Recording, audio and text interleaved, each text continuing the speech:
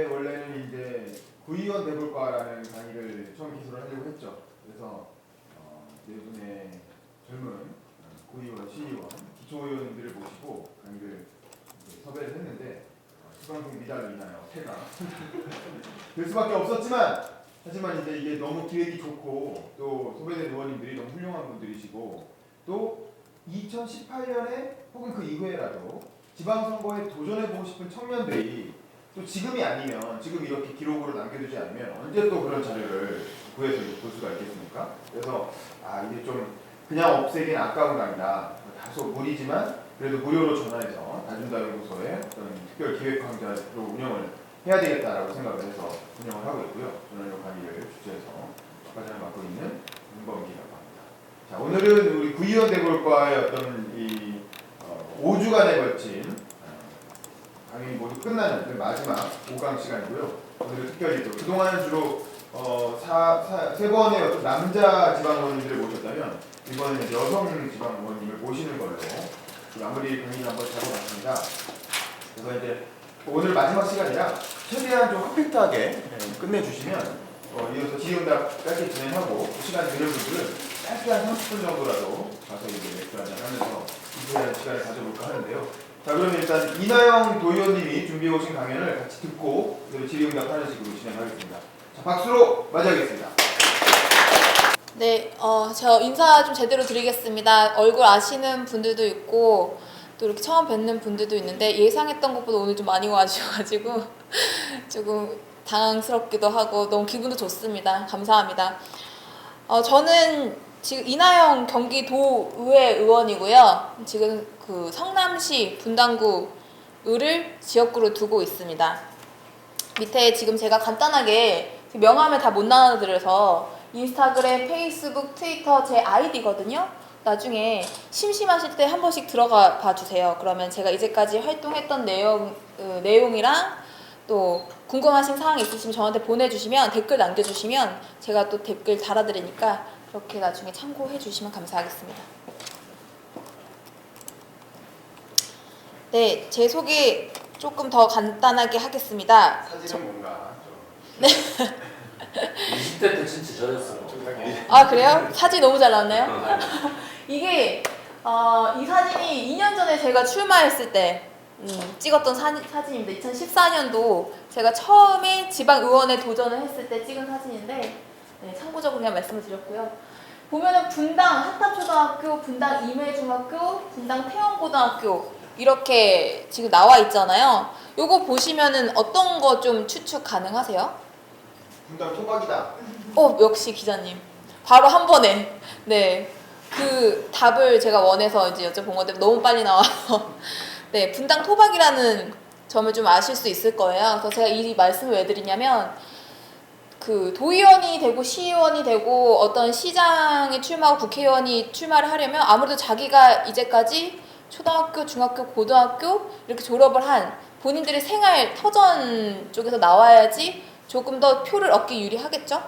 그런 차원에서 혹시나 앞으로 저희 시작 전에도 기자님께서 말씀을 하셨지만 지방의원에 앞으로 도전을 하시고 싶으신 분들이 있으시다면 조금 더 그 자기 생활 반경 안에서 어떤 활동을 하시면은 기반을 잡아 놓으시면 굉장히 도움 되실 겁니다.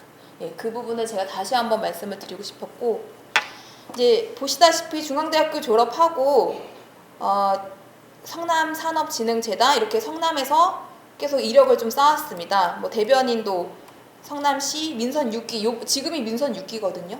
민선 6기 정부의 대변인도 처음 시작할 때 이게 인수위원회 같은 개념이에요. 정권이 바뀌면 인수를 원래 하잖아요. 민선 5기에서 6기로. 근데 5기하고 6기는 저희는 성남시장님이 똑같았어요. 이재명 성남시장님으로. 그렇기 때문에 인수를 굳이 할 필요가 없죠. 연임이니까. 그래서 다시 한번 새롭게 출발하자라는 의미에서 부족한 거는 채우고 또 새로운 방법을 모색해보자는 그런 차원에서 시민행복위원회를 저희가 출범을 했는데, 그 당시에 제가 이제 대변인으로 갔었습니다. 근데 이제 뒤에서도 제가 설명을 드리겠지만 이 대변인이 나가기 전에 제가 좀 사건이 하나 있었어요. 그래서 대변인을 하게 됐었는데 그건 좀 제가 뒤에서 설명을 드리고, 또 이제 그 후에도 이제 성남시청에서 정책기획과에서 근무를 했었고 계속해서 성남시에서 행정적으로 좀 몸을 담고 있었습니다. 그래서 지금 현재는 제9대 경기도의회 의원으로 더불어서 이제 민주당의 대변인 맡고 있고요. 지금 최연소 도의원이라고 제가 써놨잖아요. 이게 제가 경기도라고 붙었기 때문에 거짓말은 아니고 원래 경기도라고 붙이지 않았다라면 전국에 또 다른 최연소 의원님이 계세요. 인천 쪽에 여성분 한 분 계시는데 그분이 저보다 2살 어린 걸로 알고 있습니다. 아마 동갑이실 거예요. 아, 홍정원이가? 네, 아시네요? 아, 난 저거 한번 검색을 해봤어요. 네, 그분이 제가 알기로는 지금 제일 어린 도의원으로 시의원이죠. 인천은 강역 단위여도 시의원이죠. 시의원이시고 그다음에 경기도 내에서는 제가 최연소입니다. 인터넷에 이나영 도의원을 검색하시면은 제가 이제까지 활동한 그런 관련 기사들이 나옵니다. 자, 저를 처음에 보면은 다들 궁금해하시는 게 첫 번째가 있어요. 어떻게 하다가 정치에 입문을 하게 됐느냐. 어린 나이라고 그렇게 표현을 하시거든요. 젊다는 표현 안 하세요. 보면은 그렇게 어린 나이에 뭘 알겠다고 이렇게 정치를 시작을 했냐. 아니면은 정말 엄마 같은 마음으로 아버지 같은 마음으로 전부 다 이렇게 말씀하세요. 이 험한 길을 이렇게 힘든 길을 왜 그 여자의 몸으로 선택을 했냐. 그렇게 어린 나이에 말씀하시는데 그럼 제가 설명을 드리죠. 일단 여기 학창시절의 꿈이라고 제가 나열해 놓은 거는 제 어렸을 때 모든 꿈을 써놓은 건 아니에요. 일반적으로 제가 이렇게 보면은 뭐 말도 안 되게 아이언맨도 있고 뭐 여러 가지 있는데 이거 실제로 지금 초등학생들한테 물어보면 나오는 꿈입니다. 이게 뭐가 되고 싶냐 그러면 아이언맨 나옵니다. 그래서 실제로 그 아이언맨 옷을 입고 돌아다닙니다. 그렇게 어렸을 때는 저희가 뭐 말도 안 되는 꿈도 꿔보죠. 이렇게. 그래서 그 중에서도 저는 이제 선생님이라든지 뭐 또 아나운서, 치킨집 사장, 뭐 정치인 이런 게 제 꿈이었어요. 치킨은 제가 너무 치킨을 좋아해서 치킨집 사장이 되고 싶었고 선생님은 누구나 한 번 정도 해보고 싶은 직업이라고 생각을 할 법하고 아나운서 같은 경우도 여자라면은 뭐 꿈꿔볼 수 있는 직업이잖아요. 뭐 지금 기자를 꿈꾸고 계신 거죠, 학생분. 네, 기자랑 아나운서랑 정말 한 번쯤은 저희가 학창 시절에 가져볼 수 있는 꿈이라고 생각을 하는데 저도 그랬습니다. 그리고 정치인도 그 꿈 중에 하나였는데 어렸을 때는 시장이라든지 시도의원에 대한 개념이 없었잖아요. 그냥 대통령만 보고 정치인에 대해서 꿈을 좀 키우는 경우가 많을 거예요. 그래서 제가 어렸을 때 막연하게 생각했던 정치인의 모습은 대통령만 봤을 때 뭐 그때는 뭘 알겠습니까? 그냥 뭐 대한민국을 발전을 위해서 헌신하는 분, 공정하고 공평하고 그렇게 하시는 분 이렇게만 알고 있었는데 제가 이렇게 나이를 먹고 성장을 하면서 보니까 특히나 지금 같은 시국에서는 전혀 아니죠. 저희가 막연하게 생각했던 그 모습이 전혀 아니었던 거예요. 그래서 좀 안타깝기도 한데 그래서 지금 우리 초등학생들, 지금 시대의 초등학생들한테는 어쩌면 이게 독이 될 수도 있고 약이 될 수도 있다고 생각하는 게 지금 강화문 가면은 토요일마다 아이들 나오잖아요. 초등학생들. 보면은 어쩌면은 역사의 한 순간에 같이 이렇게 어렸을 때부터 동참하고 참여할 수 있다는 그러한 기회는 주어지는 건 좋지만 너무 어렸을 때부터 어두운 면만 보여주는 건 아닌가 이런 좀 솔직히 걱정도 되긴 해요. 네, 그렇습니다. 그래서 네, 제가 다시 본론으로 좀 돌아와서 말씀드리면 정치인이 좀 제 꿈 중에 하나였고 그 아나운서, 연극 배우, 뭐 선생님 이런 꿈 중에 하나였습니다. 근데 한 가지 확고했던 거는 제가 커서 무엇을 하던 간에 사회에 참여하고 생각을 하는 사람이 되자라는 게 제 항상 머릿속에 박혀 있었거든요. 그래서 그러려면 뭘 해야 되나 생각을 했더니 학생이 학교에서 공부하는 거 외에는 할 수 있는 게 없잖아요. 그래서 활동을 좀 많이 해봤어요. 사회에서 참여하고 생각을 하려면 뭔가를 활동을 해야 되는데 그게 종교 활동이 되고 방과후 활동이 되고 어떤 동아리 활동이 되잖아요. 근데 그게 하나의 또 작은 사회고 그런 활동 많이 했습니다. 그래서 예를 들면 제가 초등학교 그러니까 유아 세례를 받았어요. 성당에서 유아 세례를 받아서 20살 때까지 교사회, 학생회, 또 성가대 이렇게 좀 활동 많이 했어요. 근데 항상 거기서 좀 임원을 맡아서 하는 역할이었고, 근데 임원이 중요한 게 아니고 이게 어떻게 하면은 우리 조직이 잘 이끌어져 나갈 수 있을까 항상 생각하고 그 단체 성격에 맞게끔 항상 새로운 걸 찾으려고 좀 노력을 많이 했던 것 같아요. 뭐 기부를 하기 위해서 모금 활동을 한다든지, 뭐 학생들끼리 모여서 일일 카페를 만들어서 쿠폰을 팔고 그걸로 기부를 한다든지 이런 활동을 좀 많이 했었고, 그렇게 하면서 좀 생각을 하는 힘을 좀 길렀습니다.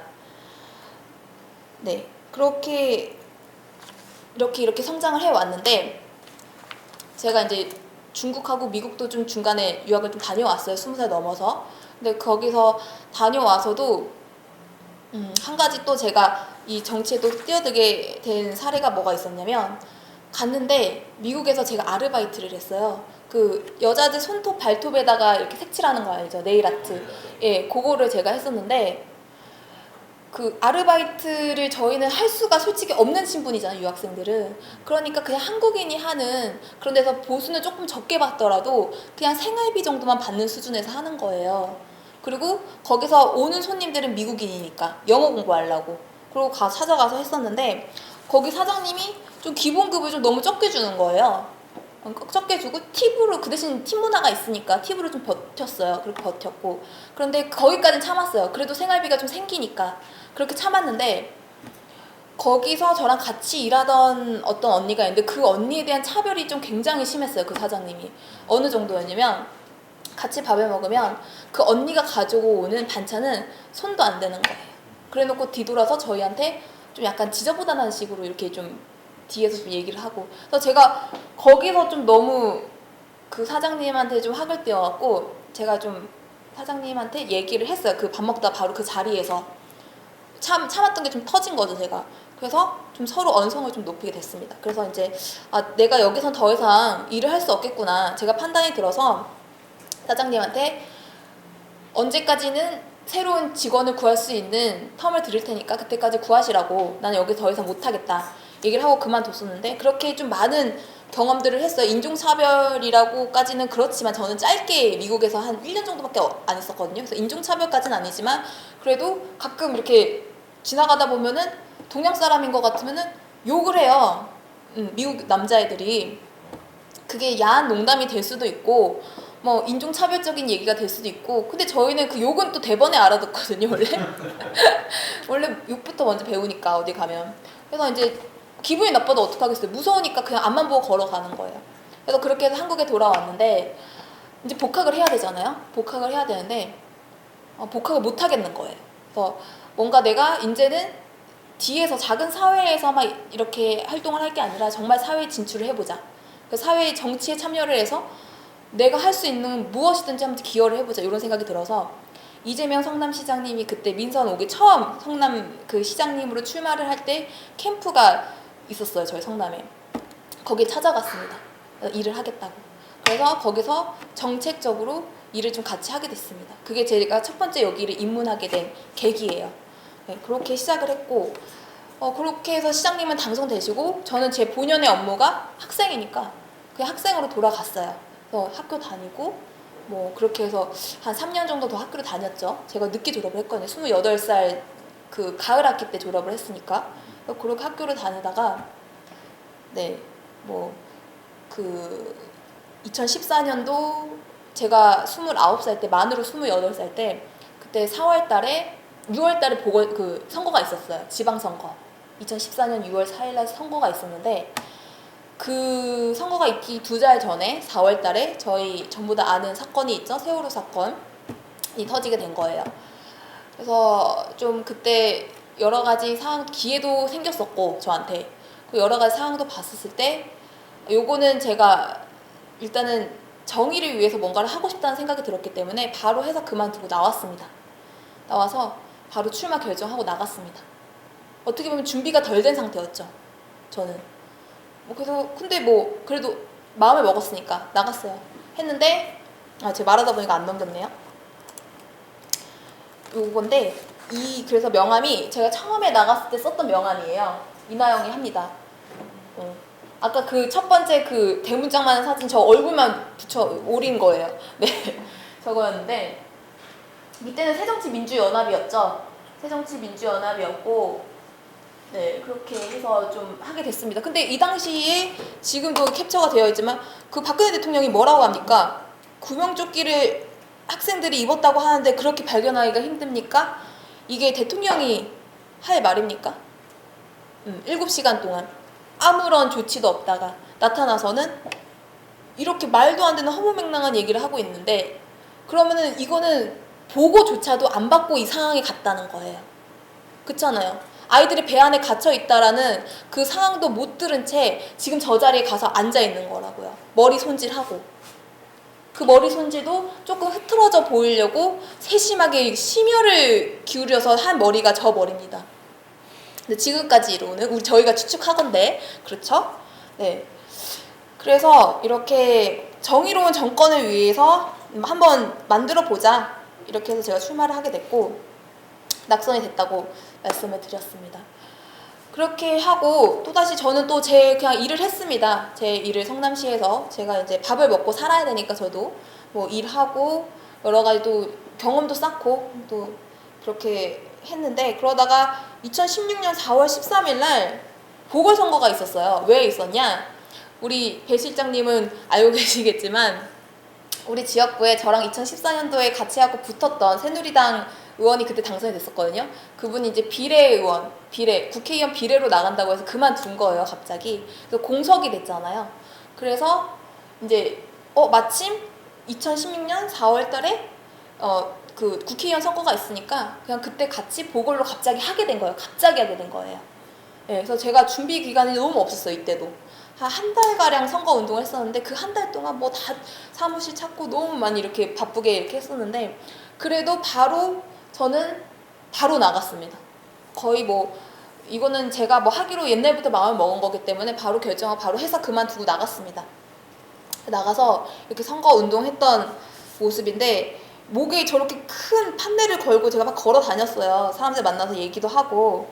근데 저렇게 좀 한참을 걷다 보니까 목이 너무 아프더라고요. 그래서 제가 판넬은 그냥 선거 운동할 때 이렇게 차들 막 지나다니는 교차로 있잖아요. 거기에만 이렇게 들고 서 있고 아침 시간대, 출퇴근 시간대 그리고 평소에는 그냥 띠만 메고 돌아다녔어요.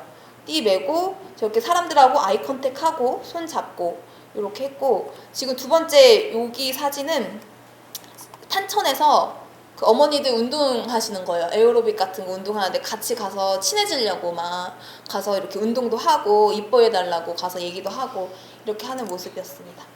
여기 전부 다 선거 때 모습인데 제가 제 선거했던 그 현장을 조금 설명을 더 해드리자면 제가 중요하게 생각했던 게 지금 보시면 여기 아이 컨택 하고 있죠. 여기도 아이 컨택, 여기도 제가 조금 몸을 숙여서 아이 컨택 이게 굉장히 중요하다고 생각을 했어요. 사람 눈 쳐다보는 거. 근데 제가 요거가 중요하다 해서 이렇게 했더니 어떤 지나가는 분이 오히려 저한테 한마디 하시는 분이 계시는 거예요. 어린애가 너무 눈을 땡그랗게 쳐다보고 뜨고 이렇게 쳐다보니까 건방져 보인다 이런 얘기를 또 하는 거예요. 나는 그게 아닌데. 그래서 이제 알겠다. 근데 또 시민들이 또 주의를 주는 건 들어야 되잖아요. 그러니까 이제는 그때는 이제 인사할 때는 거의 90도를 하고 그 다음에 눈을 쳐다봤어요. 항상 얘기는 해야 되니까 해야 되겠으니까 나를 알려야 되겠으니까. 그래서 그렇게 했던 경험이 좀 생각이 납니다. 네, 이때 당시 그 대표님이셨죠? 그리고 저희 여기가 분당 저기 지역구인데 거기 합동 유세 때문에 오셨어요. 그 더불어민주당 비례로 나가시는 분들, 청년 비례, 전부 다 비례로 나가시는 분들하고 같이 분당 의뢰 합동 유세 운동을 오셔가지고 그때 같이 거기서 막 춤추고 더불어민주당 그 송이 있어요. 그 춤추고 아시죠? 그때 저는 여기 있었잖아요. 그때. 여기 계셨어요? 예. 그때 그 이사장님 요청하고 있어가지고. 근데 맞아요. 언제나 항상 계시니까 제가 그랬습니다. 그리고 요거 사진 제가 왜 붙여놨냐면 요 친구들 2명이 저보다 어린 친구들이에요. 근데 진짜 저희 청년 셋이서 이렇게 막 같이 열심히 다녔는데 이때가 밤 12시가 넘은 시간이었고 이때가 갑자기 비가 내려갖고 저희가 막 우비를 쓰고 막 이렇게 다녔어요. 그래서 그만큼 청년이 이제 뭐 앞에 뭐 어떤 상황이 닥쳐도 무서움이 없이 막 나간다 이런 거를 좀 강조하기 위해서 제가 요거 2가지 사진을 좀 붙여놨습니다. 네, 그래서 이 사진도 그 선거 때 쓰던 사진인데 요 뒤에 차 보이시죠? 요게 제가 봉고차에다가 랩핑을 한 거예요. 제 거를 사진을. 근데 제가 이걸 왜 했냐면 다른 분들은 그 선거 트럭 끌고 다니면서 마이크 하시잖아요. 근데 저는 그 마이크를 안 쓰기로 한 거예요.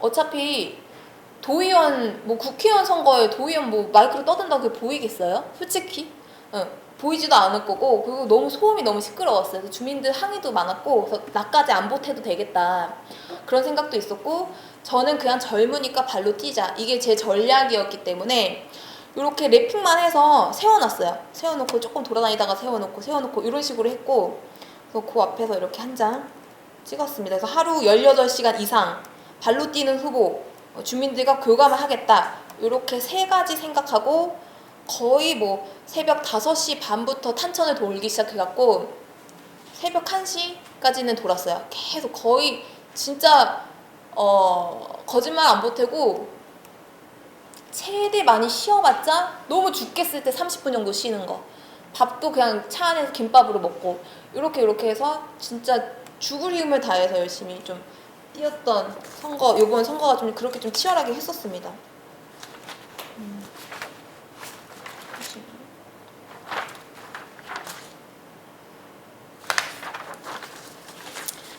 네. 네, 그래서 이제 당선이 됐는데 이때가 새벽 6시였나? 이랬을 거예요. 밤을 샜어요. 저희 그 선거가 제 지역구 도의원 선거 발표가 국회의원보다 늦게 나왔어요. 그러니까 너무 새벽 4시까지 엎치락뒤치락 하다가 제가 막 졌다가 갑자기 또 이기고 막 엎치락뒤치락 하다가 새벽 4시 정도가 돼서야 이제 결과가 좀 나와서 6시 정도에 단성증 받으러 오라고 해갖고 이제 가서 이렇게 찍었습니다. 요것도 처음에 페북에 올려놨더니 어떤 분들이 또 뭐라고 하시더라고요. 왜 V를 하냐고. 아니 왜요? 아니 뭐 장난치냐고. 그러니까 네. 좀 젊으니까 모든 게 다 표적이 되는 거예요. 뭐만 하면은. 그래서 그런 게 있었는데 처음에는 그래서 이게 좀 약간 좀 그랬었는데 이제는 좀 신경 안 씁니다. 사실 제 방식대로 나가기로 해서 이렇게 했었고. 근데 제가 되시는 건가요? 2명 되시는 거예요? 2인 선거인 거예요? 1인 선거? 아니요. 도의원은 무조건 한 명씩. 무조건 1인? 네. 무조건 한 명 뽑는 거고. 근데 요거 할 때 제가 선거운동할 때 하나 비하인드 스토리를 말씀드리면 제가 아무한테도 이건 얘기를 안 했던 건데 제가 왜 꼭 당선이 돼야겠다고 생각을 한 게 뭐냐면 제가 그날도 11시까지 상가를 돌고 있었어요. 이렇게 지역을 돌고 있는데 그 치킨집이었어요. 치킨집이었는데 어떤 남자분 2분이서 이렇게 앉아갖고 치킨에다 맥주를 막 먹고 있는 거야. 근데 제가 이제 가서 주민이 가면 인사를 했죠. 인사를 했는데 나도 어디서 이 사람을 되게 많이 본 것 같아. 근데 그 사람도 저를 이나영 저 후보 아니냐고 갑자기 이러면서 여기 앉아서 맥주 한잔 하고 가라는 거예요. 내가 아니라고 그냥 이렇게 말씀만 조금 듣다 가겠다 하고 앉았는데 좀 저를 취조하듯이 막 계속 얘기를 하면서 좀 2분이서 막 저를 앉혀놓고 막 웃으면서 놀리듯이 좀 그러는 거예요. 그래서 기분이 조금 이상했어요, 제가. 근데 어디서 많이 본 사람 같아, 아무리 봐도. 그래서 제가 3번 정도 여쭤봤어요. 실례지만 정말 낯이 익어서 그런데 어디서 만나 뵀는지 알려주시면 제가 다음번에 꼭 기억을 하겠다. 죄송하니까 그렇게 여쭤봤는데 끝까지 지역 주민이라고 말 안 하는 거예요. 그래서 제가 좀 이상하네 생각하고 좀 듣다가 이제 일어나서 안녕히 계세요 했는데 갑자기 번뜩 생각이 난 거예요. 누군지 아세요? 그게? 같은 후보였다. 있을 수 없는 일이죠, 그게. 저도 왜 못 알아봤으면 그분은 왜 그랬을까요? 왜 그랬냐면 저희가 요번에 더불어민주당, 새누리당, 국민의당, 무소속 이렇게 4명 다 나왔어요. 4명의 후보가 나왔는데 그 새누리당하고 민주당은 진짜 모르겠습니다. 그래도 사람들 눈에 많이 띄었고 저는 아무튼 열심히 했고 새누리당도 그래도 사람들 눈에 많이 띄일 정도로 선거운동을 그래도 했었고 근데 이렇게 하면 누군지 내가 밝혀지는 원래는 말을 안 하려고 그랬는데 그 아무튼 둘 중에 한 명인데 거기까지는 제가 얘기 안 하고 아무튼 그만큼 선거운동을 좀 안 하셨어요 저희 지역에서 나머지 두 분이 좀 그러니까 얼굴을 저는 포스터밖에 못 본 거예요 한참 지날 때까지도 그 누군지를 실물을 별로 본 적이 없으니까 근데 어디서 많이 본 것 같아 그러니까 그게 알고 보니까 포스터에서 봐서 그랬던 거예요 그러니까 그분 중에 한 분이 저한테 그랬던 거예요 근데 이거는 서로 예의가 아니잖아요 같은 후보끼리 그것도 진짜 장난도 아니고 우리가 무슨 그냥 놀자고 만난 모임에서 총무 하나 뽑는 것도 아니고 그것도 중요하지만 그래도 그런 것도 아니고 그래서 제가 너무 갑자기 일어나 뒤를 돌아서는데 너무 화가 나는 거예요 그래서 표정 관리가 안 되고 아무것도 안 돼갖고 제가 순간 멘붕이 와가지고 진짜 막 이제 우리 같이 다니는 친구들하고 같이 걸어가면서 막 혼자 열이 받아서 씩씩댔어요 근데 그렇게 해서 멘붕이 오면은 저만 지는 거잖아요 그 사람은 저를 멘붕을 진짜 시키기 위해서 그렇게 했을 수도 있는 건데 그래서 이제 마음에 좀 가다듬고 선거운동 끝까지 다 하고 들어갔는데 다음에 내가 만나면 이 사람한테 어떻게 해줄 것인가 근데 상대가 값어치가 없더라고요 그래서 이제 그냥 내가 진짜 이 사람을 이겨야겠다 이 생각밖에 안 드는 게 그런 분이 당선이 되면 우리 지역 주민들이 너무 불쌍한 거예요 진짜 그런 분들한테 우리 지역 주민들을 맡길 수가 없는 거예요 왜냐면 선거 때 진짜 그렇게 교감했던 게 저는 진심으로 너무 좋았거든요 그래서 그렇게 나랑 진짜 진심으로 교감했던 사람한테 이런 사람을 제가 도의원을 보낼 수가 없는 거예요 그래서 정말 이를 악물고 했었고 그분은 그 다음날 저를 보더니 거의 쳐다보지도 못하고 술 취해서 그랬다는 식으로 사과를 했습니다 결국엔 그러니까 본인이 술 먹고 실수를 한 거죠 그랬던 일이 있었습니다 네 그리고 이제 제가 뭘 했을까 이렇게 좀 보면은 이런 일을 좀 했습니다 대표적인 것만 몇 개 말씀을 드리면 더불어민주당 경기도당 여성위원회의 차원에서 여성이 안전한 폭력 없는 사회에 대한 성명을 발표를 냈어요. 요 당시에 저희가 그 어떤 학교 선생님이 그 학부모들하고 지역 주민들한테 집단 성폭행을 당한 사건이 있었거든요. 이게 아마도 2016년 6월 달에 생겼던 사건인 것 같은데 그때 저희가 여성의 인권을 위해서 발표를 했었고 그때가 강남역 살인사건이 네, 아마 겹쳤을 거예요. 그때 비슷한 시기일 거예요, 전부 다. 네, 그래서 그렇게 했었고 두 번째는 이제 이거는 2016년 10월 18일 날 저희 본회의장에서 가결이 됐던 사항입니다. 이거 전부 다 아시죠? 이제 백남기 선생님 사망 사건과 관련해서 진상 규명하고 재발 방지해야 된다라는 촉구 결의안을 대표 발의를 했습니다. 요거는 얼마 전에 있었던 그 사진인데 저희 분당 을 지역에 그 분당 서울대병원이 있어요. 거기에 혁신파크라고 있거든요. 근데 원래 거기가 LH공사 있잖아요. LH공사가 다른 데로 이제 본사를 이전하면서 거기다가 이제 이재명 시장님께서 기업을 유치를 하신 거예요. 네. 원래는 주상복합을 좀 이렇게 해라라는 압박도 좀 있었던 것 같은데 시장님께서 그렇게 하면 너무 과밀화만 되니까 기업 유치를 했을 때 여러 가지 더 성남시에 더 덕이 되기 때문에 그래서 거기에서 생기는 이제 약간의 수익이라고 해야 되나요? 이익이라고 해야 되나요? 그런 부분으로 성남시 시민들을 위해서 복지 정책에도 이제 좀 쓸 수 있기 때문에 시장님께서 이제 기업 유치하시는 부분에 좀 이렇게 같이 했고요. 네, 이분이 이제 저희 그 분당 사진을 제가 좀 잘 나온 걸 가지고 올거든요. 여기 있네요. 그 국회의원님, 김병호 국회의원님이시고 아시죠? 그리고 여기가 이재명 시장님 계시고요. 네, 그리고 요렇게 동아리 활동도 합니다. 도의회 의원님들끼리 음악 동호회를 이렇게 만들어서 문화적으로 좀 취약한 지역에 네, 이렇게 찾아가서 저희가 가끔씩 작은 콘서트 같이 하는데 제가 총무를 맡았어요.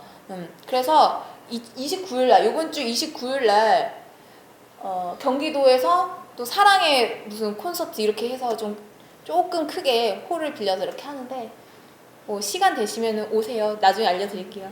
근데 물론 그 중요한 말일날 거기 오진 않겠지만 네 그렇게 또 요번에도 합니다. 그때 제가 또 이제 2부에 사의를 맡고 그렇게 하게 됐습니다. 네, 그 다음에 요거는 이제 도비를 받은 사례인데, 성남 종합스포츠센터가 조금 도비, 경기도에서 주는 도비 이런 게 좀 지연이 되다 보니까 계속해서 이제 공사가 좀 이렇게 마무리가 안 되는 상황이었던 거예요. 그래서 75억 원, 총 75억 원을 받아야 되는데 그 부분에 대해서 저 혼자 하진 않았어요. 저 혼자 하진 않고 여러 도의원님들하고 또 이제 여기에도 나와 있지만 성남시 생활체육회 회장님들 또 관계자분들 다 같이 또 김병욱 의원님 전부 다 같이 해가지고 그 남경필 지사님하고 이제 계속 협의를 해서 예산 지원 받아냈죠. 네, 그 다음에 자, 여기 정부 청년 지원책 빈틈 메워줄 경기도형 청년 지원책이 만들어져야 한다라고 제가 5분 발언을 했었습니다. 요게 내용이 그거예요. 여러분 그 성남시의 청년 배당 아세요? 서울시의 청년 수당이랑 네. 그 부분을 경기도에서 이제 경기도형 청년 배당, 청년 수당으로 해야 된다라고 제가 5분 발언을 했던 내용인데, 사실은 이게 지금 경기도에 연정 사업이 있어요. 경기도의 연정, 그러니까 지금 연정 2기거든요. 남경필 도지사님이 제안을 해서 더불어민주당 쪽에서 이제 제안을 받아들였죠. 그 당시에는 탈당을 하시기 전이었고요. 아무튼 이렇게 해서 연정 2기로 요번에 후반기 들어가면서 2기인데 거기에 청년 배당 사업이 들어가 있어요. 그렇게 하자, 경기도형으로 이렇게 하자 되어 있는데, 이제 요거 들어가기 전에 제가 원래 좀 먼저 생각을 했어요. 왜냐면 성남시 청년 배당이 너무 좋은 사업이니까 이거 경기도로 이렇게 빨리빨리 더 넓혔으면 좋겠으니까 구상하고 있던 찰나에 연정이 들어간다고 하더라고요. 그래서 5분 발언은 제가 했던 내용이고요. 그러면 청년 배당 정치적 포퓰리즘인가? 라는, 제가 왜 이 타이틀을 걸었냐면 잠시만요. 여기에 대해서 굉장히 찬반 의견 너무 많습니다. 여기 계신 분들도 이게 좋다, 아니면은 이거 쓸데없이 왜 돈을 그렇게 주냐, 세금을 어차피 다 증세할 거 아니냐 그렇게 하면은, 이러신 분들도 계실 건데, 그래서 여기에 대해서 좀 한번 생각 한번 들어보고 싶었어요, 사실. 그래서 제가 요거를 타이틀을 달았는데, 여기에 대한 제 생각을 조금 말씀을 드리자면, 청년 실업률이 지금 2000년대에 들어가지고 아마도 2016년 7월 기준인가요? 10.6%까지 아마 찍었을 거예요. 그러니까 2000년대 들어서 두 자릿수를 찍은 게 처음이에요. 최초예요. 그러니까 그만큼 지금 심각한 상황이잖아요. 심각한 상황이기 때문에 우리가 이제는 그 청년들 일자리 부분만, 취업 문제만 국한돼서 이걸 볼 게 아니라 청년 문제를 해결을 하려면 청년들의 삶을 좀 들여다봐야 된다고 솔직히 저는 생각을 해요. 그래서 지금 그래서 이제 청년들의 삶을 이렇게 들여다봤더니, 지금 초, 중, 고등학교 12년 동안 비싼 학원비며 뭐 그렇잖아요. 뭐 여러 가지 돈 들여가지고 진짜 열심히 대학을 들어갔어요. 그럼 대학 들어가면은 다 끝나는 줄 알았어. 아르바이트 하고 뭐 학비 걱정 이런 거 생각 안 하죠. 뭐 앞으로 연애도 어떻게 하고 뭐 그렇잖아요. 대학 OT도 가고 CC도 하고 계속 이제 그런 거 생각하고 다이어트도 하고 이런 거 많이 꿈꿀 때예요. 근데 막상 들어가 봤더니 대학교 등록금이 너무 비싼 거예요. 그리고 뭐 집이 멀어갖고 자취를 한번 해봐요. 그러면 자취 비용, 주거 비용 들어가죠. 거기다가 생활 비용 들어가죠. 그렇게 하면 그 집에서 다 감당을 못 해줍니다. 정말 잘 사는 집에서도 요즘은 그렇게까지 안 해줄 거예요. 자립심을 좀 길러준다고 엄마들이 그렇게 돈 팍팍 주진 않을 거예요. 제가 알기로는. 어떤지 모르겠는데 아마 그럴 거예요. 어느 정도는 네가 좀 해봐라 라고 하는 경우도 있을 거고, 뭐 대부분이 근데 학생들이 돈이 없는 경우가 많죠. 네. 그래서 청년 부채가 좀 심각하게 좀 늘고 있습니다. 그래서 제가 이렇게 좀 다른 거 찾아봤더니 2013년 기준으로 대학생 10명 중에 6명이 빚을 지고 있대요. 근데 그 규모가 1인당 1,560만 원 정도래요. 근데 물론 2013년도 기준이긴 해요. 제가 말씀드린 게. 다소 조금 먼 감은 있긴 한데, 지금 한국장학재단에서 제공한 그 학자금 대출 현황, 그거를 살펴보니까 매년 그 대출 현황도 계속 늘고 있어요. 우리 학생들이 돈을 빌리는 거 학자금 때문에. 그러면 당연히 부채도 같이 늘겠죠? 그러니까 증가한다고 좀 볼 수가 있는 거예요. 그래서 지금 우리 사회가 이렇게 우리 학생들한테 빚을 지게 만드는 구조가 계속 되고 있는 거예요. 라는 점을 제가 먼저 이렇게 말씀을 드리고, 그래서 이렇게 우리 청년들에게 해서 실제로 뭐가 이렇게 필요한지 이렇게 그냥 물어보면은 뭐라고 합니까? 일단 취업을 해야 되잖아요. 그럼 취업에 대한 준비 비용 들어갈 거 아니에요. 학원도 다녀야 되고, 또 뭐가 들어가요? 여기 학생 지금 취업 준비 중인 것 같은데? 생활비 같은 거, 교통비 같은 것도 엄청 그쵸. 비싸고 밥값도 더 비싸고 음. 뭘 하려면 일단 집 밖에 나가면 다 돈이 들어요. 맞아요. 진짜 맞아요. 밖에 나가면 다 돈이잖아요. 물 하나 사 먹어도 돈이고, 요즘은 그렇네요. 커피값이 오히려 저기 밥값보다 더 비싸니까. 예. 그래서 저는 커피를 원래 잘 안 마셔가지고 모르겠는데, 그래도 사람들 만나려면은 가야 되잖아요. 가면은 이제 차 같은 거 하나 시키면 차도 무슨 티백 오늘도 티백을 하나가 제가 이렇게 주문해갖고 가지고 와주셨는데, 티백이 커피보다 더 비싸더라고요. 보니까 4천 얼마 막 이래요. 그래서 너무 놀래서 아깝지만 그래도 먹어야 되니까 먹긴 먹습니다. 그래서 그렇게 우리 학생들이 지금 실제로 필요한 거는 이 취업 과정 중에 들어가는 준비 비용이란 말이에요. 또 보면은 그 비용만 들어가느냐? 아니죠. 시간도 플러스 되죠. 내가 지금 준비할 수 있는, 공부할 수 있는, 내 개발을 할 수 있는 시간도 뺏기는 거예요.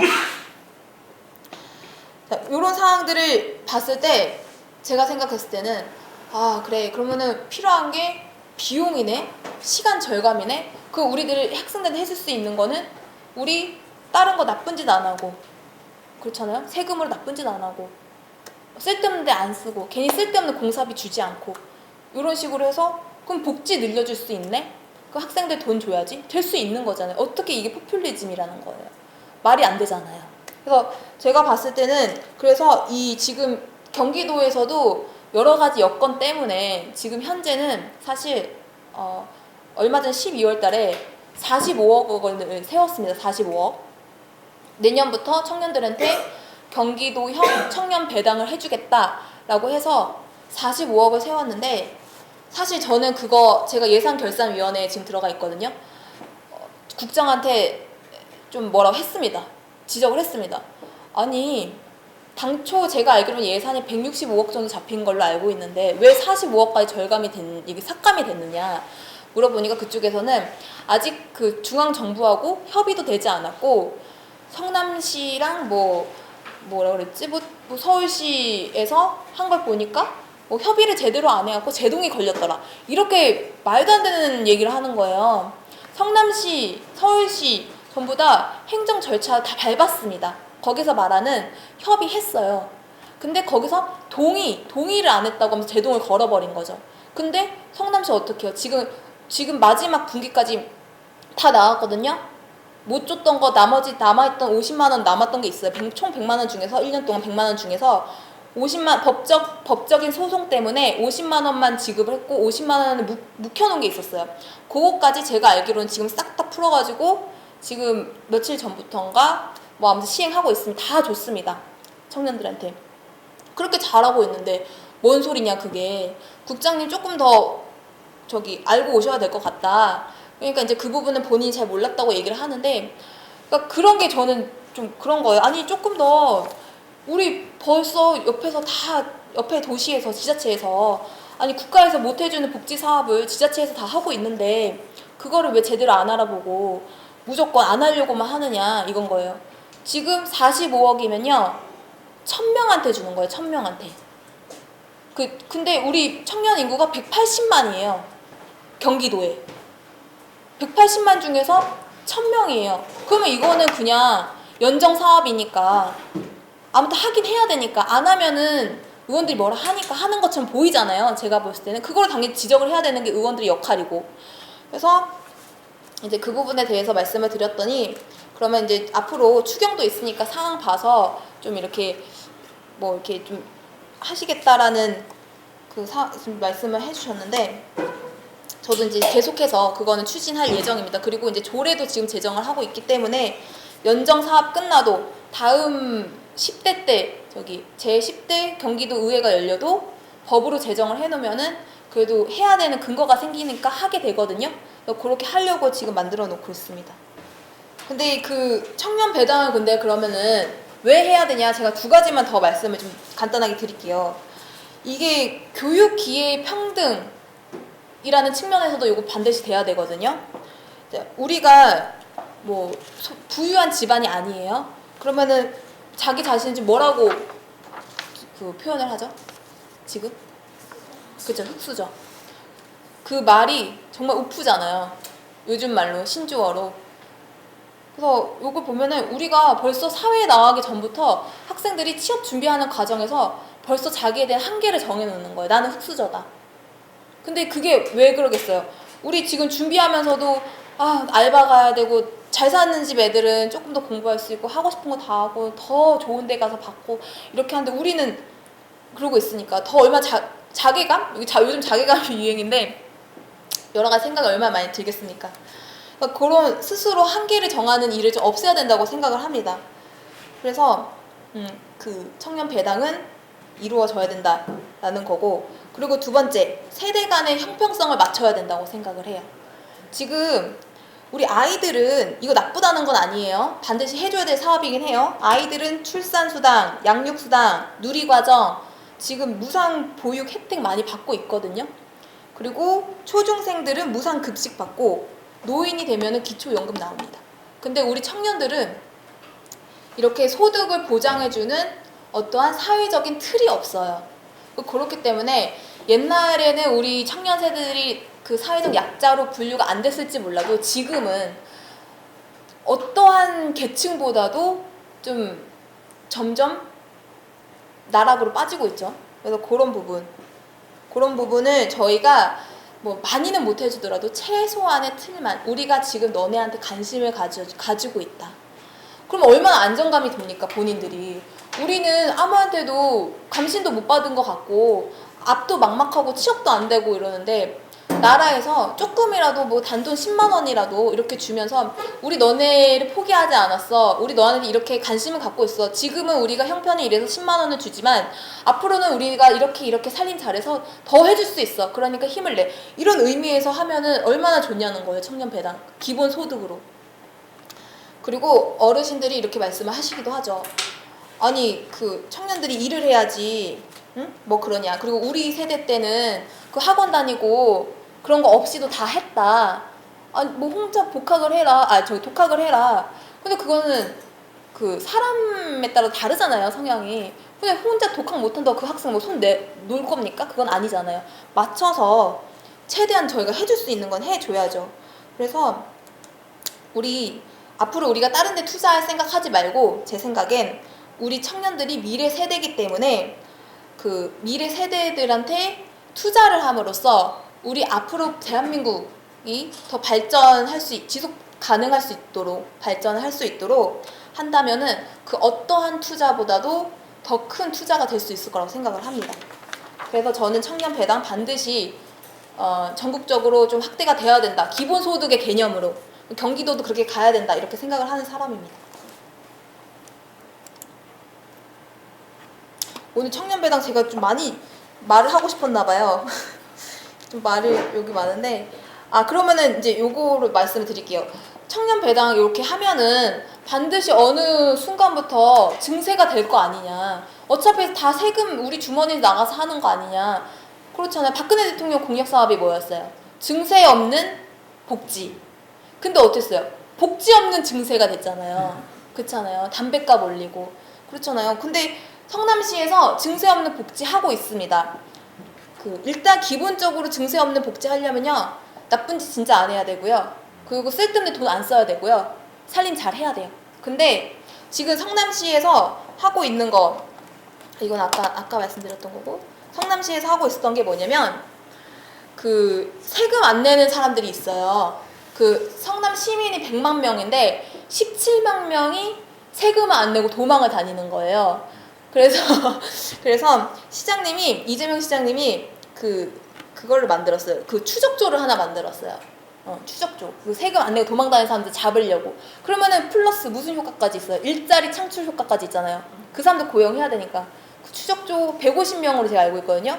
그 월급도 줄 겸 일자리도 만들 겸 그 사람들 이렇게 고용을 해갖고 일자리도 창출하고 그 세금도 다 잡으러 다니는 거야. 그래서 시스템도 만들었어요. 우리가 이 체납한 세금을 징수할 수 있는 시스템을 체계를 만든 거예요. 그래서 그게 지금 특허로 등록을 해내서 그 전국적으로 그거를 사서 갑니다. 성남시에서. 그렇게 되니까 그만큼 지금 우수 사례가 되는 거죠. 세금을 받을 수 있는. 그러니까 그만큼 또 우리나라가 세금 관리가 안 되고 있었다라는 거를 또 반대로 알 수가 있는 거죠. 다른 데서 우리 걸 사가는 걸 보면은. 그래서 그런 것 때문에 뭐 지금 우리 성남시가 1년에 다른 데보다 150억에서 200억 정도 세금이 더 거치고 있다고 해요. 요걸로 청년 배당하고요. 뭐 무상 교복도 하고요. 뭐 산후조리비도 주고요. 내년부터는 초등학생들 이빨 치과 치료하는 거 무료로 해줍니다. 요렇게 해서 증세 없이 복지 지금 성남시가 하고 있고요. 요거를 점차적으로 전국적으로 확대를 해나가자라는 겁니다. 그러면 청년들이 만들어 가야 되는 사회는 무엇일까? 우리가 오늘 청년 정치에 대해서 얘기를 하니까 여기에 대해서 제가 말씀을 드리면 저 공정한 경제, 공평한 기회, 합법적인 나라 요거 보면 보수 같으세요? 진보 같으세요? 이 세 가지 보시면?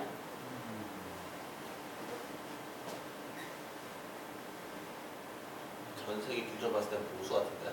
그죠? 근데 제가 이거 솔직히 여쭤보는 것도 조금 죄송은 했어요. 어떻게든 제가 물어보니까 대답은 하실 것 같은데 헷갈리시죠? 안 나오죠, 바로. 요거는 보수하고 진보하고는 아예 관계가 없습니다. 자, 공정하고 공평하고 합법적인 나라는요, 그냥 정상적인 나라예요. 지금 우리 법 체제 안에서 그대로만 하면 이루어지는 나라예요. 그렇잖아. 새로운 걸 하자는 게 아니잖아요. 그리고 보수하고 진보는 어떤 게 있을 때 뭐가 더 어떤 방법으로 하는 게 보수적인 방법으로 하는 게 좋은지 진보적인 방법으로 하는 게 좋은지 어떤 게 더 좋은지 이렇게 저울질을 할 때 쓰는 말이지 지금 우리 대한민국 지금 현재 상황에서는요 요거 세 가지 지금 보수 진보 논할 수 있는 상태가 아닌 거예요. 대한민국이 그냥 정상적이지가 않은 나라잖아요. 비정상적이잖아요. 대통령이 그 민간인하고 국정을 공유를 하고요. 그렇잖아요. 공유를 하고 그 가명을 쓰면서 그 사람이 시키는 대로 지금 다 하고 있고요. 그리고 재벌들은 권력하고 유착을 하죠. 그래서 본인들의 이익만 챙기기에만 급급하죠. 그렇게 가고 또 누구 있습니까? 누구 있죠? 갑자기 생각이 안 나네요. 아무튼 이렇게 지금 우리나라가 비상식적인 나라로 비정상적인 나라로 지금 흘러가고 있어서 우리는 보수 진보 따질 만큼 지금 세상 좋을 때가 아니라는 거예요.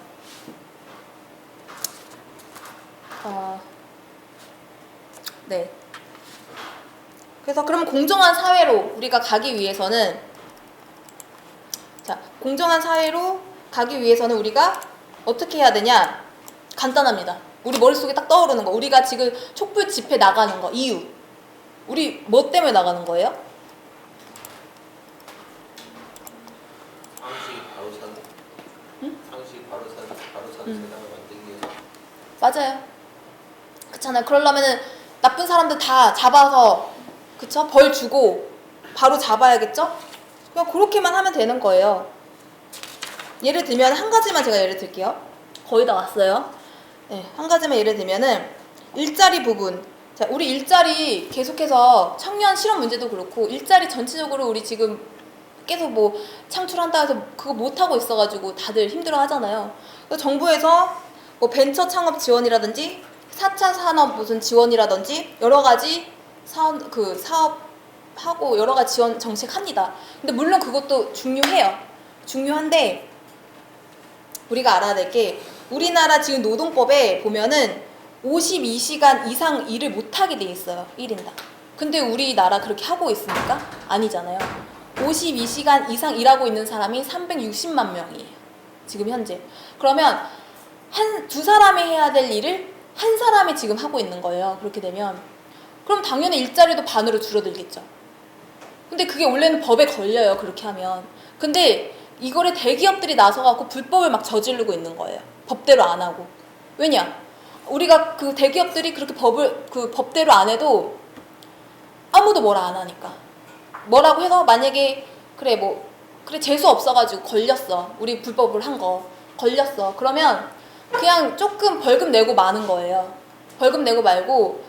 근데 그 벌금이 내가 불법을 저질러서 얻는 이익보다 작으니까, 그 이익이 훨씬 크니까 그냥 불법을 저질러 버리는 거예요. 그래서 그렇게 지금 하고 있는데, 만약에 그래서 그 유럽 기업 중에서 그런 경우도 있어요. 자기 나라에서는 굉장히 평판이 좋아요. 우리 뭐 사회 봉사활동도 많이 하고 굉장히 평판이 좋은 회사인데 한국에 들어와서 그렇게 불법을 막 저지르는 거예요. 그래서 니네 왜 그러냐고 물어보니까 그쪽에서 하는 말이 한국은 그래도 되잖아. 한국은 남들 다 불법 저지르는데 왜 우리만 지켜야 돼? 이렇게 말을 하는 거야. 진짜로 그렇게 말을 했대요. 그 기업이 어딘지 아세요? 유명한 기업이에요. 딱 들으면. 까르푸. 맞아요. 그 드라마에 까르푸. 나왔던 그 송곳 드라마에서. 까르푸. 맞아요. 예전에 저 중학교 때 되게 고등학교 때였나? 아무튼 그때 까르푸가 한참 사람들 많이 갔던 좀 시절이 있었어요. 까르푸 아세요? 네. 초등학생 때 있었어요? 봤어요. 네. 그래서 아무튼 그런 경우가 있는데 정말 창피하죠. 네, 창피하고 이런 거 바로 잡아야 되는데, 그러면 그 52시간 초과해서 지금 하고 있는 사람들이 320만 명이라고 했잖아요.